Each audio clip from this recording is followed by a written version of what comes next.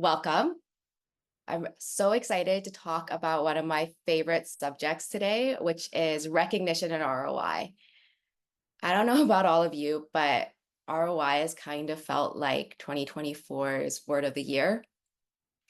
And Becca has already shared with me that this session was one of our heavily bookmarked sessions. So I know that there's a lot of us who are feeling the same way. Also, no pressure to me, I'm sure. Um, but why is ROI so popular?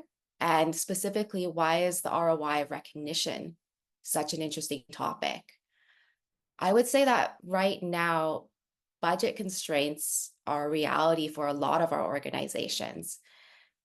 You know, their companies are always looking for ways to drive efficiency, which means cutting costs, but it is definitely prevalent now more than ever. And I know that I'm having conversations with finance teams about, can we justify this? Should we spend here? But I think for the ROI of recognition, it goes beyond just talking about budget.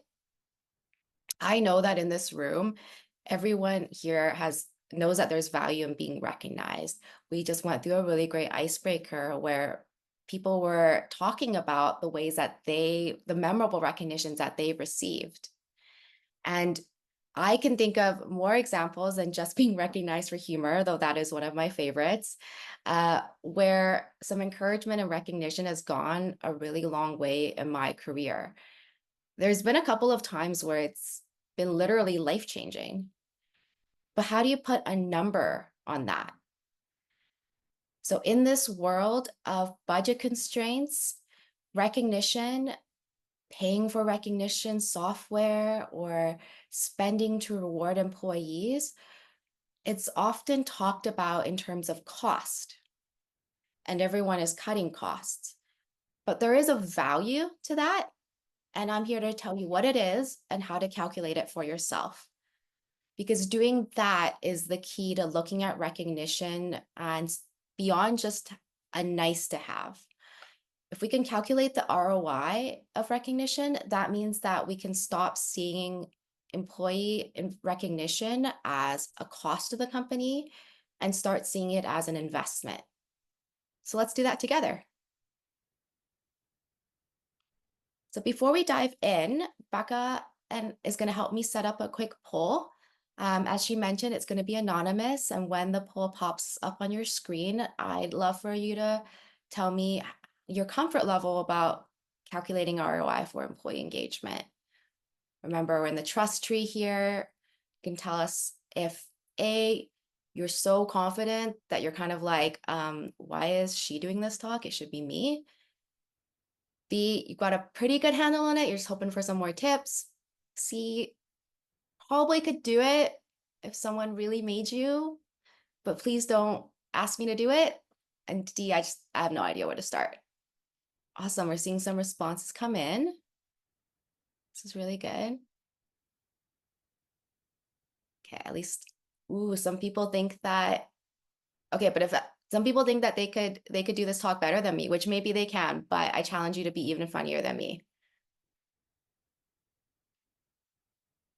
All right, I think got some pretty good responses. So let's jump right in. All right, let's see the results.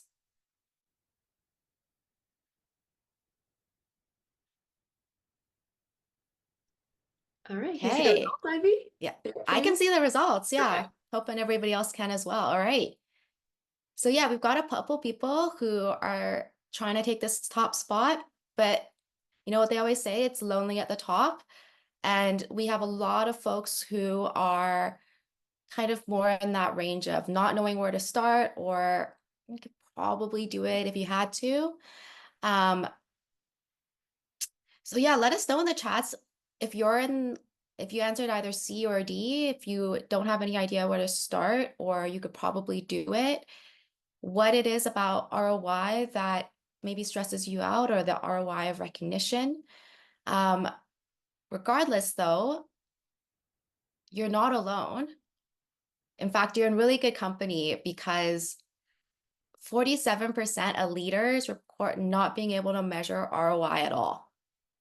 So that's not even just the ROI of recognition, that's ROI, period. Yet, ROI is a huge part of all of our jobs because nobody's budget is infinite and a company is always working with trade-offs. So my hope today is to really speak to those who are looking for a place to start on measuring ROI and also offer some tips for those who are feeling confident, and give you the tools to understand and evaluate these trade-offs for yourself in all areas of your work, not just for recognition specifically. Because understanding how to calculate and communicate ROI is the key to championing and enacting the strategies that you want to implement. And it's something that I see leaders struggle with, especially HR leaders. So my goal today is to really help you with that. So let's go through our agenda. We're going to cover what does ROI even mean? And beyond just like a dictionary definition, how do I think about the meaning of ROI and how that thinking can shape how to approach the issue or the problem? Number two, how do you turn soft metrics into hard numbers? How do you turn something more intangible into something that you can measure for ROI? How recognition actually can translate to company metrics. And I'll have some examples with some formulas and calculations. And then we can end with summing up the key takeaways and a Q&A. But first, a bit about me. I am Bucketlist Senior Enterprise Account Manager, and say that 5 times fast because I really can't. And I work with our largest clients to create really impactful recognition programs with the goal of expanding their successful programs out to different departments, different regions, or even different brands.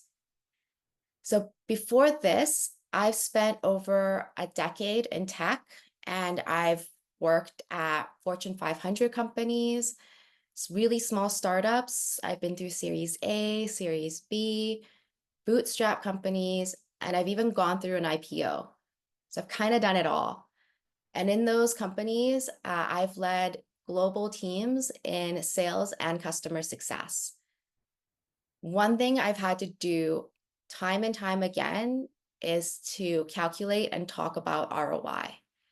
So whether I was negotiating a 6-figure deal or deciding on which CRM to purchase and implement for the team, or choosing which of my teams to add a headcount to next year, I've had to think about ROI. It's something that I do every single day. And what I've noticed is that while the format of communicating ROI might differ, so it might look different if I'm talking to a potential client or my colleague or my leadership team, the actual method and thinking that goes behind it stays the same. And so that methodology is what I'm going to teach you. So first, how do I think about ROI? ROI is really measuring the impact of an action. And I find that word impact really important. It's not just measuring what happened, but all the effects of what happened. And then the other thing is that ROI usually compares the results of an action. So in terms of the investment, the I piece of ROI, it's usually measured in cost, which means that the return needs to be shown in dollars as well. So when you're comparing two things, you kind of have to be comparing apples to apples. And because the investment is usually talked about in the cost, we have to show the return in costs or dollars as well. And sometimes it's really easy to calculate. I once had a VP tell me that the easiest thing to justify in a company is hiring more salespeople. Not just because hiring more salespeople is always going to equal more revenue, though I'm sure that would be nice, but because the ROI is really easy to measure. You can look at how much revenue a salesperson brought in compared to their cost, like their salary and how much commission you paid them. And it's pretty easy to say, okay, they brought in this much of sales, they cost this much, their ROI is right there. It's one of the few things in a company where the return is really easily defined. Everything else, we're kind of just cost centers. And when you can figure out the cost of something, but not the return, that's a really quick path to not understanding the value or something being seen as a nice to have. And that's why understanding the value and showing that is the focus of the day. And that's why that's so important. Because employee recognition isn't as easily translatable as the ROI of hiring more salespeople. In fact, it can be something that's really hard to show the impact of. And it's what I call a soft metric. A soft metric is something that doesn't easily translate into dollars or numbers. So we all know that recognition has value, but how much? How do you put a number to that? We talked about some examples of great recognition that people in the chat have received. And I would say that some of the most life-changing recognition I've had in my career has been from my peers. One time, at Bucketlist, we live and breathe employee recognition. So we talk about impactful recognition quite a bit. And one time, this is years ago, many, many jobs ago, I had a colleague say that, and I still remember this, she said, Ivy has high standards in everything she does, and she holds everyone to the same. And even thinking about that now, honestly, I get a little bit emotional because that's one of the times in my life where I really remember feeling seen. But how do you put a number to that? I felt $100 worth of seen. It seems really difficult, right? But soft metrics, there are a lot of other examples, not just recognition. So even something like, what's the value of renting or leasing an office space in the best part of town compared to one that's really far away from most of the workers? Or what's the value of going with good pens versus the cheapest pens? If you've got other examples of maybe what soft metrics are, just let us know in the chat. But there are so many examples. And yet the thing is that our companies talk about ROI all the time. When we talk about, oh, if we were leasing a location in a really good part of town, somebody's put a dollar amount next to that. And they've done that by turning these soft metrics into hard numbers. Hard numbers are things that can directly lead to a dollar amount. So how do you do that? How do you measure the value of a feeling? What is the value of food? Exactly. Or what is the value of delicious food, right? What's the value of going to a really great restaurant and having a really memorable meal versus going to McDonald's or eating something that just technically has the nutrients you need, but the taste is secondary. So how do you measure a feeling? The way I do it is, okay, have any of you ever read any detective mystery books? Talking like Sherlock Holmes or my personal favorite, which is Agatha Christie. Some of those like Poirot books. Yep. Nice. I see some Agatha Christie fans in the chat. And Then There Were None, which is actually one of the scariest books I've ever read, Erin. You're totally right. But Nancy Drew is another favorite. And I read a lot of them. What I like about them is that they kind of all have a similar premise. There's some kind of crime that's occurred, and the detective has to figure out who did it. And but the thing is, it's usually not that simple, right? For the crime, maybe there were no witnesses, or there's no evidence, or maybe there's even too much evidence. And then the detective has to use their skills to examine the scene of the crime and then find the evidence that supports their hunch. Because we all know that recognition matters, but as detectives, they have to find the evidence to support it. And that's what I want to invite everybody to do, to treat measuring feelings like a mystery and that you're the detective. Soft metrics are like those mysteries. Maybe there's something that happened, but there are no witnesses, and you have to figure out who did it. And hard metrics, stay with me, this analogy is going places, is who did it. You have to find a way to show what happened and link it to something that translates into dollars. You have to examine the scene of the crime to find that evidence. So, how do the best detectives find this evidence? Well, they usually start by asking questions. So, let's do that together. And when I approach evidence, when I have my detective hat on, my dear stalker, I usually use a framework. So first, I ask if what we wanted to happen was happening, what would we expect to see?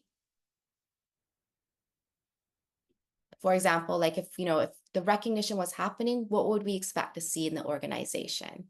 If I was paying money to go to Disneyland, um, what would I expect to see in myself? Would I be happier, etc.? Then I ask for the flip side.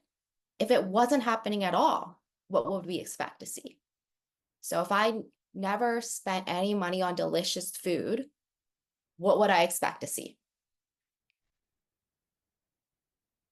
And then I would take those answers and add all of that evidence together, because the strongest ROI cases, they have multiple things that go into that return, and you add them all together.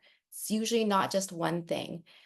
So someone talked about the joy of going to Disneyland. Well, I'm sure it's not just joy. Maybe they're getting some time with their family, or maybe they're feeling like they're connecting with their childhood, or maybe there's great food there as well. But you can add all of those benefits together when you look at ROI, because this framework can be used for anything. It's not just for recognition. But let's look at this for recognition. So I'd love to know in the chat. I think we already covered this actually, but how does recognition make you feel? We had some great examples of recognition as our icebreaker. How does it make you feel when you've gotten a piece of good recognition? Seen, valued, heard, respected, fabulous, happy, job security. Interesting. Yeah, motivated. I love that. Seen. I'm seeing valued and seen and appreciated. Someone saying like part of the team. Yeah, I think that's really great. Appreciate it. Yeah, engaged. I love it. Chores completed. Oh, Erin. Well, you know what? I think I can say that I'm sure me and my wife would say anytime you're doing chores, it's probably pretty rare. Okay, let's look at this next question. What happens when employees are feeling recognized for good work consistently? So we had some really great examples in the chat of feeling seen, valued, like part of the team. What would you expect to see in your company if everybody was feeling that way? Like they felt like they were really motivated, part of a team, valued. What might you be seeing in the company? Yeah, culture improving. Yeah, less attrition. It's great.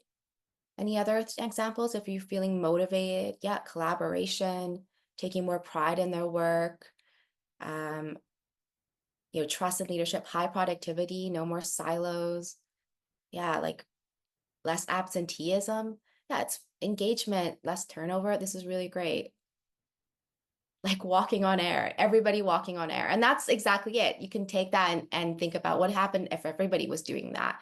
And I think some of these answers are really great because those answers are kind of evidence or can be used for evidence that leads us to hard numbers. Okay, let's look at the flip side now. What would happen if recognition wasn't happening? So if nobody ever got recognized for good work at your company, what would you expect to see? You can think about if you never got a recognition, never felt valued or motivated. Yeah, people would leave. High turnover, burnout. That's a really great one. Um, quiet quitting. Yeah. I mean, yeah, if you felt like putting in more work or extra work got the same kind of result as putting in the bare minimum over time, why would you do more than that, right? Yeah, negativity, high turnover. Yeah, this is really great. And we can already see that some of these answers are, I would say, getting us close to evidence that we can be using an ROI. And in fact, at Bucketlist, when we talk about the ROI of recognition and specific KPIs, we usually look at three main ones. So number one, reducing turnover. I think that it's been called out a lot in the chat already. So people get it. But yeah, when you're feeling valued, when people feel like they're getting that recognition, they're motivated, they're engaged with their work, and they want to stay longer with the team. And the way that translates to ROI is that we'll look at actually the cost of turnover and calculate together the value that recognition could bring in lowering those costs. Talking about enhanced productivity, I saw a lot of really great responses about working as a team, breaking down silos, feeling really motivated and engaged. And that's true. There's evidence to support it. And when consistent recognition drives better performance for the company. And we'll talk about some of those stats and even go through an example calculation of what that could look like for your company. And finally, there's time savings as well. And because a lot of the time, we at Bucketlist with as an employee rewards and recognition software, we can reduce time and increase automation for recognizing employees. A lot of the time, we talk to people who are maybe sending out anniversary and birthday cards in the mail, or it's down to the manager to celebrate. And they say, okay, some teams do it really well and other teams don't. By automating that and making everybody even, we can save time and also save a lot of headache. So we're going to dive into each of these three stats. I'll have some example formulas to go through, but let's start with turnover. I'm going to start with a pop quiz, and this one's going to come with a prize. Love to know in the chat what percentage of workers have quit a job due to lack of appreciation. Ooh, okay, we're seeing some really good responses. All right, I think somebody's gotten it. Yeah, I think I've seen a couple people got it, so I'm going to cut off because it's 79%. And I saw at least one person get it first. I saw Elizabeth get 79 exactly, but I'm not sure if she was first. So Becca, I'm gonna work with Elizabeth to figure out and send off the prize. But yeah, that's so big. And when I would love to know if that seems high to you. Because I was like, whoa, 79%. But one of the most impactful things I learned early on in my sales career is that sometimes when prospects say it's too expensive, what they really mean is, I don't see the value. Because it's not just about the cost of something, it's about how much they think the item is worth. Maybe I'm going to spend money on, well, okay, one of my hobbies is I like to knit, and I spent a lot of money on yarn even this year. And it's worth a lot to me, but Becca is not a knitter, and I don't think that she would want to pay the prices that I pay for yarn. So it's about perception, right? And when we think about this number, at first, I thought that 79% was really high, but perception can play a big role because 90% of managers think they're doing a great job with recognition. As a people leader, I would have said that, yeah, I recognize my team for doing good work. When they do a good job, I say it. If there's something that can be improved, I say that as well. But only 39% of employees say that they're receiving recognition on a frequent basis. So there is a gap there. And you can think about it for yourself. Do you feel like your boss is doing a great job with recognizing you every time? And I know that lots of folks here are people leaders themselves. There is a gap. And that gap is in perception. It's not just about maybe the number of times somebody said good job. It's about how many times that person felt seen. And yeah, absolutely. I know Becca can pop our sources in the chat for this one. This one is from efx.co.uk. So when I start to think about this gap of perception, that 79% starts to make a lot more sense, in that it's not just, were they recognized or appreciated? It's how that they felt like that was happening. And if 79% of workers have quit a job because they didn't feel appreciated, that's a lot of turnover, and turnover can cost companies a lot of money. So let's look at the cost of turnover, because it can be a really big problem. So it can cost 50% of someone's salary up to 150%, depending on seniority, to replace them. You think about when somebody leaves the team, there's the cost of posting the job and all of the interviews it takes to hire, all the rounds of interviews, all the folks that have to be involved, and the cost of training a new person, and waiting for them to get up to productivity. And then if you were filling like a mid-level or higher level employee, it can cost even more because it takes longer maybe for senior or executives to ramp up and start producing. And 2/3 of all of those costs are more intangible than just the cost of time of interviewing. There's the lost productivity when somebody is given their notice and they're ramping down. And then there's also the loss of institutional knowledge. Sometimes when somebody leaves, especially somebody who's been with a company for a long time, they know so much, and that's gone too. And then there's also things like loss of trust in the team, or even potentially with the clients.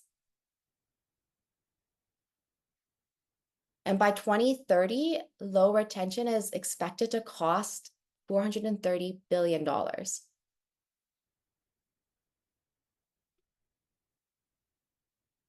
So let's talk about turnover and recognition. Because in some of our clients, we've seen companies that implement a recognition program reduce their turnover by 40%. So think about it this way. If 40% of the people who've left stayed, how much would that save your company? If you could prevent 40% of people who've maybe quit in the last year or the last quarter and get them to feel appreciated and actually stay, that actually translates into a lot of money that's been saved by the company. So we can go through that calculation together, because the way to do that calculation is the amount of money that was saved by reducing voluntary turnover. You take the number of people who've actually quit. So for example, you can count it up for the last year, or just take a ballpark from the last quarter. Times that by 0.4, which is the reduction in turnover that you see if you had a recognition program or by recognizing employees. It times that by the average employee salary. So definitely take what makes sense for your company. You can even do it from the people who've left, and times that by the cost to rehire. So then that can be anywhere from 0.5 to 1.5. So with an actual example, so say we worked at a company where 128 people quit last year, and the average salary at our example company was $50,000, which is the average salary in the US. To do this calculation, we would take 128 times 0.4 times $50,000 times 0.5, which would give us 1.28 million. And that can seem really high. So definitely, this is a very example company, and there are ways to play around with the 0.4 and even that 0.5. We've seen turnover reduce by as much as 40%. That is in a mature program, and programs can take kind of years to ramp up. So you can put something a bit more conservative in here if you feel like that would work, and maybe even start by 10%. How much would it save your company if you could even reduce turnover by 10%? Put in the average salary that makes sense for your business. And it is a large number. One, because turnover costs a lot. And ROI is also all about trying to put a large value against something intangible.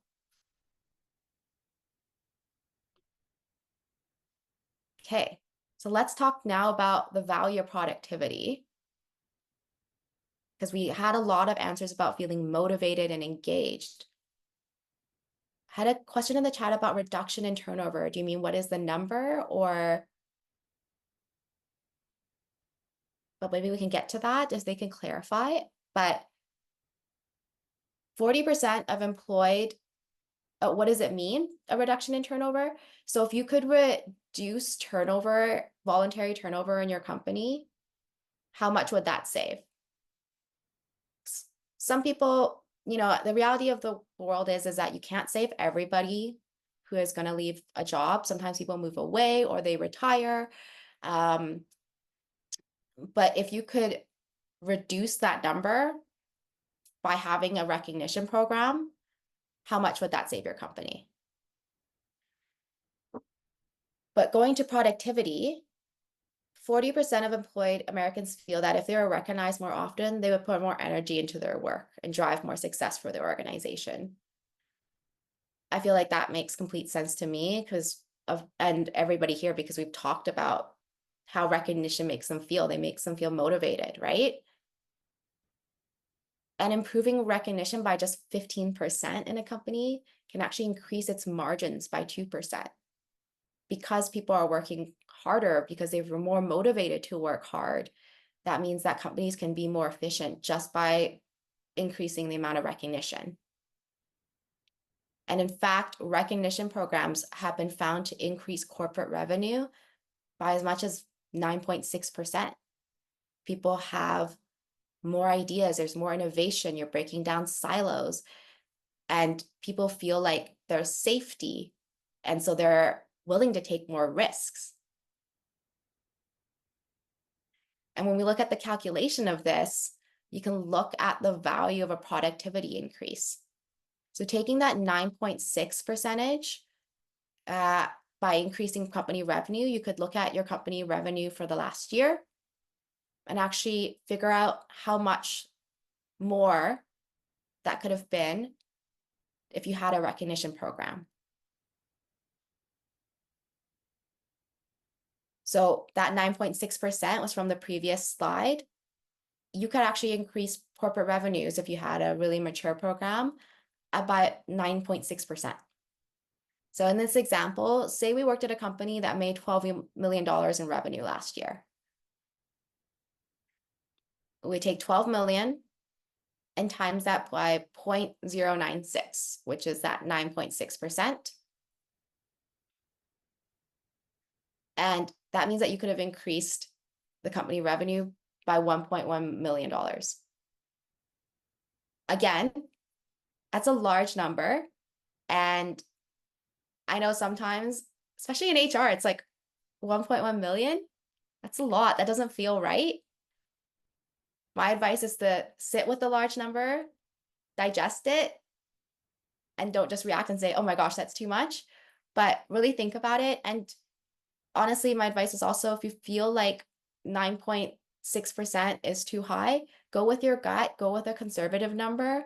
What if you could increase the productivity and that would lead to a company revenue increase of even 5%? You can even show ROI over time. In the first year, we might see something really low. Maybe it only goes up by 0.5%. Next year, maybe it's 2%. What would it look like in 5 years? And then we can look at the cost of wasted time. At Bucketlist, I know we mentioned that we can talk about automation and the right way to do automation. So at Bucketlist, with our software, we could actually automate anniversary and birthday recognitions going out to managers so that they are notified when somebody on their team has a birthday, as well as kind of post about it to everybody so that everybody can comment about when somebody's been with a company for 2 years or they have an upcoming birthday. And automation in general can save overall costs at a company by 50%. And 85% of business leaders believe that automation can actually allow your employees to focus on company goals that truly matter. So more like the admin tasks, things that you're doing over and over again that maybe can be made quicker, means that you have more time to focus on the more fun parts of your job. And something like more than 300 hours per year are wasted on kind of more admin tasks. The number of times I've had to click a field and do this, or okay, if I do this, I have to make it here in another spreadsheet. And it can be a lot of time that's wasted, and it can be time spent on anniversary or birthdays that isn't just spent in HR. When I was a people leader, I once worked at a company where we had a very over the top, I want to say, birthday tradition where when it was someone's birthday, we decorated their desk. And honestly, I lived in fear of forgetting someone's birthday because once you do it to like 2 or 3 people, you can't forget somebody, right? So I had calendar notifications in my calendar, like leading up to it, like a week before, go buy balloons. It's Ada's birthday next week. Then I had to get up early and go to Ada's desk and like, oh no, she comes in early. I have to be there even earlier. And I had to wrap her desk, blow up the balloons. And honestly, it was a pretty anxiety introducing. Yes, the anxiety. Thank you. Yeah, I was like, oh my gosh, because I was like, what if I forget somebody? And if I think about how much time I spent doing that, it was hours. Yeah, it was a team of like 25 people. People have birthdays all the time.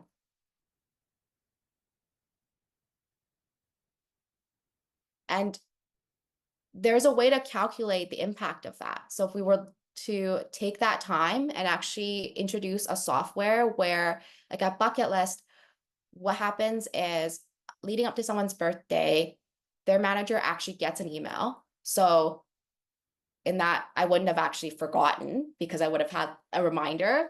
and it can kind of make it fair for everybody because like our team somehow had this really intense birthday tradition, but other teams didn't.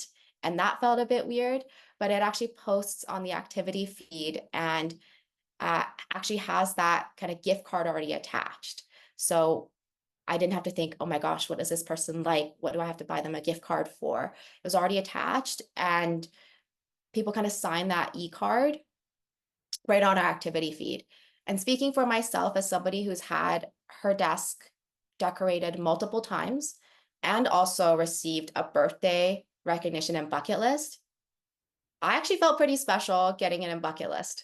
So, and I was surprised by that. I thought like, I don't know, is it gonna really beat that time that my boss wrapped my entire desk, including my keyboard and mouse? Um, it felt pretty comparable. And you can ask your other managers, like how much time are they spending, right? It's not just the HR time. You can add it all together and use this calculation to figure out how much time that could actually save and make that into dollars. Okay. So let's put it all together. I know we've covered a lot. There's been a lot of numbers, and not everybody is a numbers person like me. But ROI is really about measuring the impact of an action. So it's about measuring all of the things that can happen when something is in place. And remember to be a detective. I like to think that I'm Miss Marple, but you can be Poirot or you can be Sherlock Holmes if you like, or Nancy Drew, but put on your detective hat and ask questions. If you have something soft that you want to turn into something hard, ask questions, examine the scene, and look for the evidence that leads you to the hard numbers. And some good questions are like, what would you expect to see if this was in place? And then flip it around. What would happen if you didn't? We talked about 3 common ROI KPIs that we see a lot at Bucketlist, like reducing voluntary turnover, saving time, and increasing productivity. I even shared the formulas if you're looking for that. And finally, don't forget to add all of this together. When you've got lots of inputs, you can add it all together and all of that goes into your ROI. And let me know in the chat what your biggest takeaway was, if you had one. Because that's just the start. I mean, there were so many great examples of things like that could be leading us down to even more mysteries that we could be finding the evidence for. How do we quantify having a good culture? How do you quantify having better morale? Because those are all intangibles too. And maybe there are specific KPIs that make sense for your business. Yeah, because we are losing a lot of money by not recognizing employees.